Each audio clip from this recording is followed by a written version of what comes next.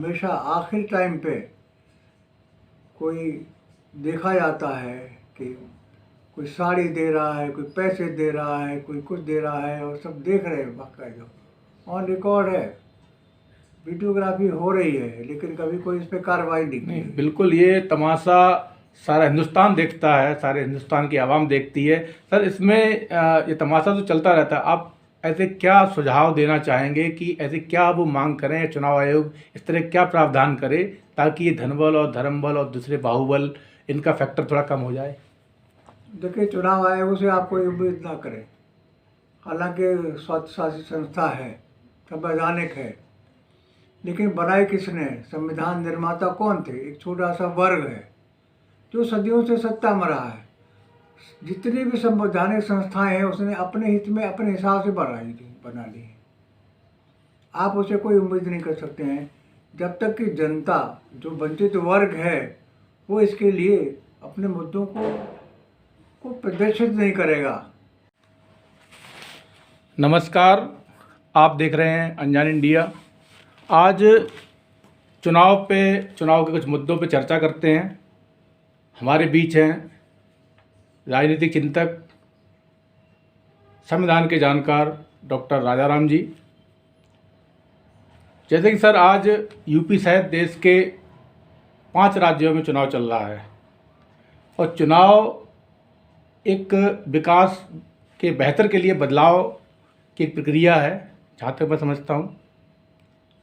Sir, आपसे एक सवाल है कि राजनीतिक दल और जो नेतागण हैं उन्हें मूलभूत विकास के एजेंडों के साथ चुनाव में आना चाहिए, लेकिन हम देख रहे हैं कि चुनाव जाति, धर्म और संप्रदाय की ओर धकेल दिया गया है। आखिर ऐसा क्यों? हमारी चुनाव प्रणाली तो दोषपूर्ण है शुरू से। ये इसका आधार ही है जाति और धर्म। इसी को समझते हैं कि इसके द्वारा आदमी आसानी से सत्ता तक पहुंच सकता है। इससे किसी का भला होने वाला नहीं है। केवल जो जीत के जाते हैं वो तो माला माल हो जाते हैं, जनता वहीं खड़ी रहती है। क्योंकि ये व्यवस्था आज की नहीं है, शुरू से ही ऐसी है।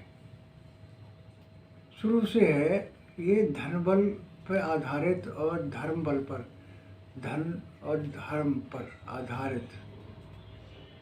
जाति उसमें मेन है, मुख्य है। तीनों चीज़ों का गठजोड़ है। तीनों चीज़ें जहाँ प्रभावी होंगी वो सत्ता में आएगा। वो सत्ता में आएगा तो वो उन्हीं चीज़ों को मजबूत करेगा, आगे बढ़ाएगा। तो अब से 1952 से लेकर के आज तक पार्टियां चाहे कुछ भी कोई रही हो, लेकिन आधारभूत जो है, जो असली जो फोर्स है, ताकत है, वो धर्म, धन और उसकी है। नहीं सर, आप सही कह रहे हैं सर।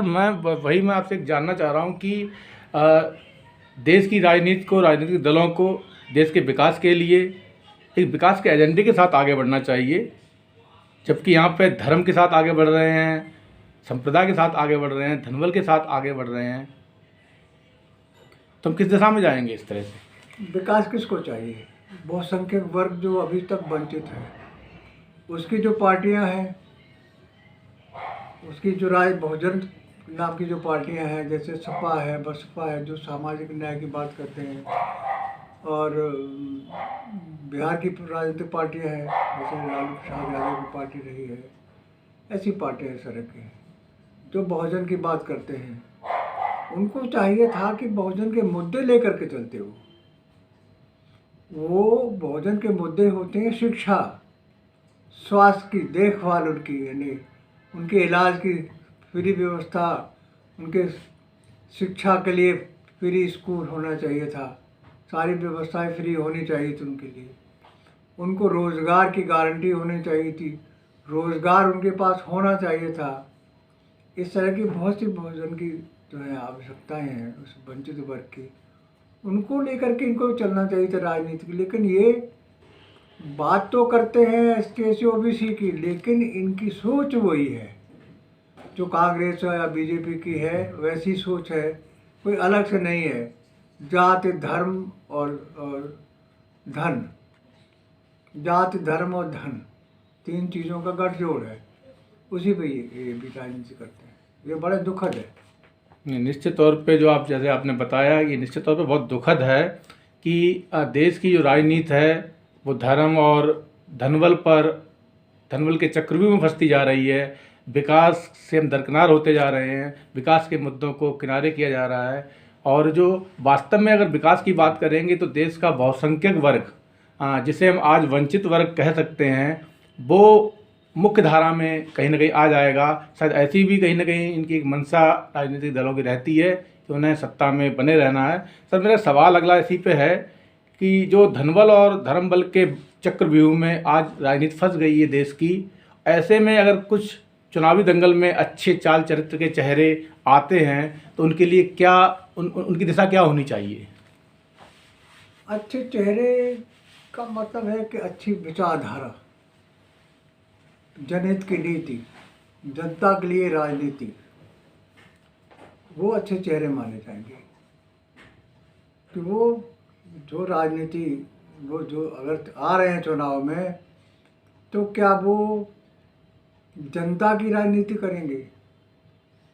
ये असली सोच उनकी अगर है, उनके मुद्दे हैं जनता के लिए, वो अगर उठा कर लेकर के आते हैं, फिर भी वो सफल फिर भी नहीं होंगे मुद्दे लेकर के भी, जब तक कि वो चुनाव प्रणाली में कुछ सुधार की बात नहीं करेंगे।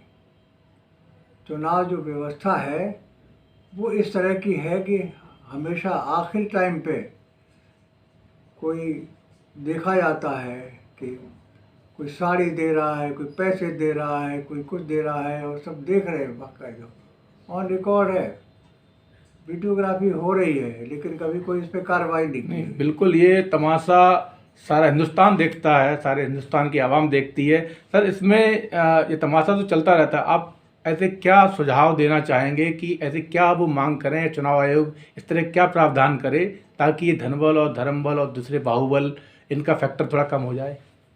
देखिए, चुनाव आयोग से आप कोई उम्मीद ना करें। हालांकि स्वशासित संस्था है, संवैधानिक है, लेकिन बनाई किसने? संविधान निर्माता कौन थे? एक छोटा सा वर्ग है जो सदियों से सत्ता में रहा है। जितनी भी संवैधानिक संस्थाएं हैं उसने अपने हित में अपने हिसाब से बना ली। आप उसे कोई उम्मीद नहीं कर सकते हैं जब तक कि जनता, जो वंचित वर्ग है, वो इसके लिए अपने मुद्दों को प्रदर्शित नहीं करेगा कि चुनाव प्रणाली जो है, चुनाव जो है, सरकारी स्तर पर होना चाहिए प्रचार प्रसार चुनाव का। तो अपना आपका व्यक्तिगत चुनाव के लिए कोई किसी को अलाउ नहीं करना चाहिए कि वहाँ पे 2 नंबर का पैसा खर्च होता है। अगर चुनाव में 40 लाख रुपया है विधायक के लिए, तो करोड़ों खर्च होता है, उसका कोई रिकॉर्ड नहीं होता है। इसलिए सरकारी स्तर पर ही चुनाव प्रचार होना चाहिए, तो इसके लिए बहुत ज़रूरी कोशिश करनी चाहिए।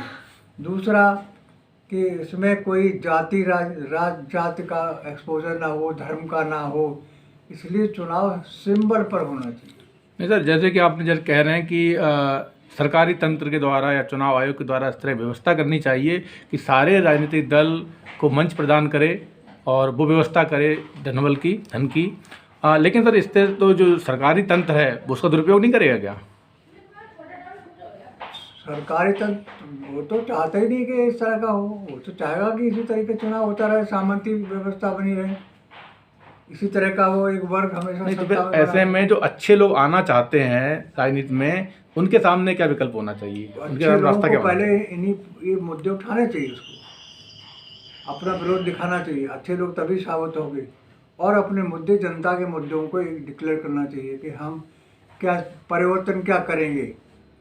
आज पुलिस का शासन है, पूरी सारी जितनी राजनीतिक पार्टियां हैं वे पुलिस के द्वारा अपना शासन चला रही हैं मनमाने तरीके से। उनका उपयोग कर रही हैं। तो जो नए अच्छे चेहरे हैं वो क्या करेंगे पुलिस व्यवस्था के लिए? उनका कोई एजेंडा होना चाहिए, कोई नया परिवर्तन क्या करेंगे, ये बहुत ज़रूरी है। बहुत सी चीज़ें ऐसी, बहुत सी संस्थाएं ऐसी, उसमें उनको दिखाना पड़ेगा कि हम आएंगे तो हम ये परिवर्तन करेंगे।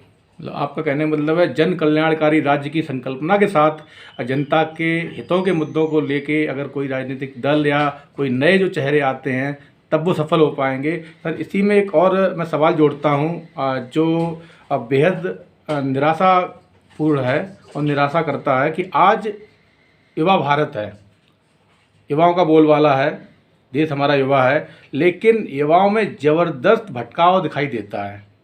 आखिर आप इसकी वजह क्या समझते हैं?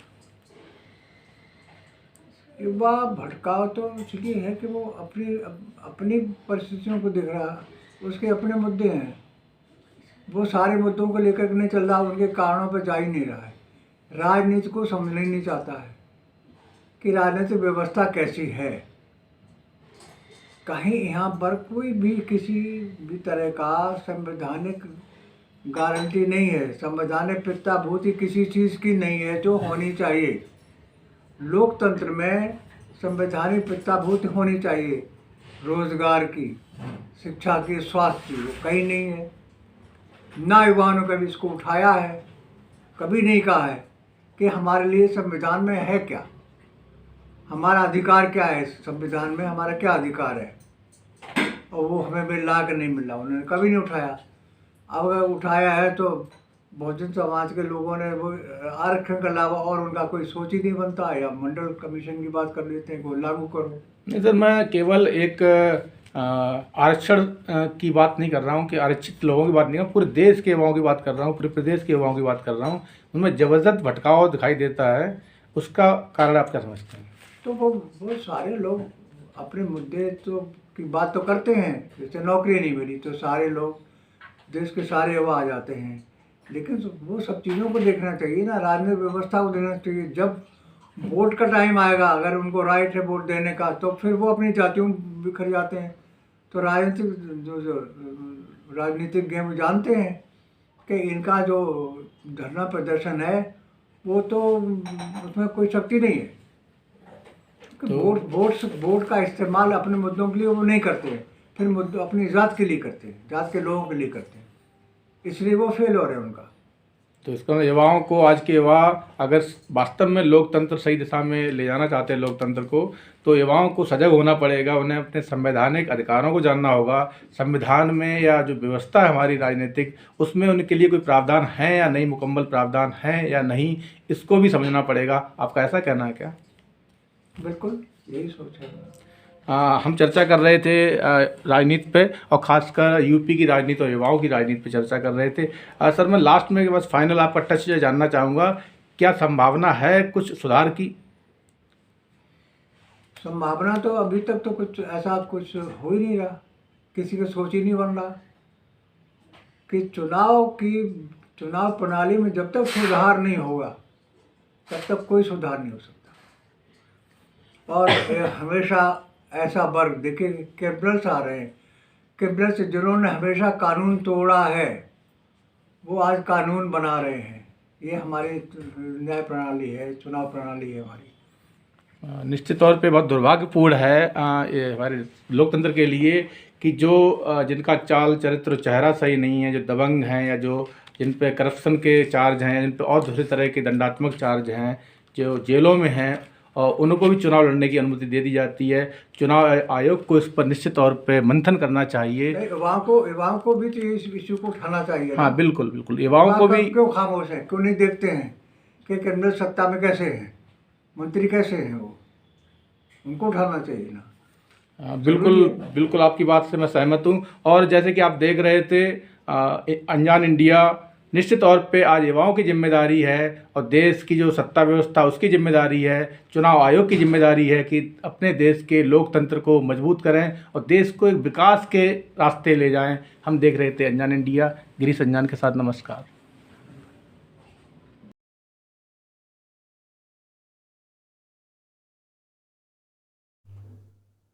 देखते रहिए अनजान इंडिया, गिरीश अनजान के साथ नमस्कार।